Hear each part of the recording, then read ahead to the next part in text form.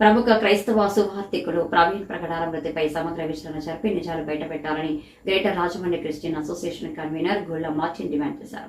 Greater Rajahmundry Christian association క్రైస్తవ హక్కుల పరిరక్షణ దాడులు అరికట్టేందుకు ఏర్పడిన సంస్థ అని పేర్కొన్నారు. గురువారం రాజమండ్రి ప్రెస్ క్లబ్ లో జరిగిన విలేకరుల సమావేశంలో ఆయన మాట్లాడారు. ఈ సంస్థ రాజకీయ పార్టీలతో సంబంధం లేకుండా స్వచ్ఛందంగా క్రైస్తవుల హక్కుల పరిరక్షణకు పోరాడుతుందని అన్నారు. ఇటీవల కాలంలో ఆంధ్రప్రదేశ్లో ముఖ్యంగా తూర్పు గోదావరి జిల్లాలో క్రైస్తవులపై ఎక్కువగా దాడులు జరుగుతున్నాయని అన్నారు.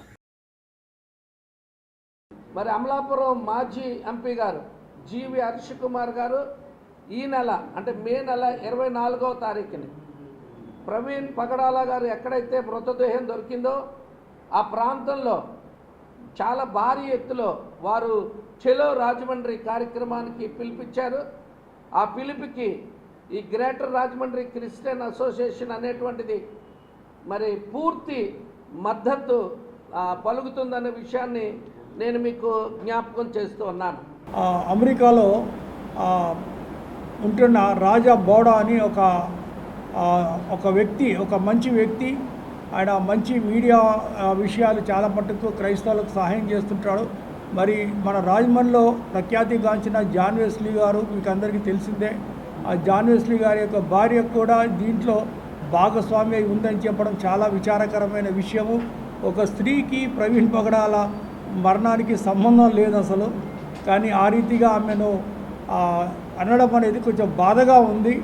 మరి ఆంధ్రాలో క్రైస్తవులు చాలామంది బాధపడుతున్నారు. ఎందుకంటే బ్లెస్సీ ఆ పాప చాలా చక్కగా దేవుని యొక్క పరిచయం చేసే అమ్మాయి ఈ రకంగా ఏదో రకంగా ఏమి బ్యాడ్ న్యూస్ క్రియేట్ చేసి క్రైస్తవులను, క్రైస్తవ సంస్థలను డిగ్రేడ్ చేసి, నర్వస్ చేసి సువార్త పని చేయటకు ఆటంకం కల్పిస్తున్నారు. కాబట్టి ఇంకా పాస్టర్లను నమ్మకుండా చేసే ప్రణాళిక ఎవరైతే చేసుకున్నారో దయచేసి వారు విరమించుకొని మరి మాకు స్వేచ్ఛను కల్పించాలని చెప్పేసి ఈ యొక్క గ్రేటర్ రాజమండ్రి క్రిస్టియన్ అసోసియేషన్ తరఫున వారిని కోరుకుంటున్నాను. రాజమండ్రి క్రిస్టియన్ అసోసియేషన్ అనేది మరి చాలా కాలం నుంచి అనుకుంటున్నారు. ఇది ఈ రోజుకి రూపుదాల్చింది. అసలు ఈ గ్రేటర్ రాజమండ్రి క్రిస్టియన్ అసోసియేషన్లో అన్ని డినామినేషన్స్ అంటే ఇండిపెండెంటు, లూథరన్, బ్యాప్టిస్టు, పెంతెకోస్తు అన్ని సంఘాలు కూడా దీంట్లో మెంబర్షిప్ కావాలని కోరుకుంటున్నాం.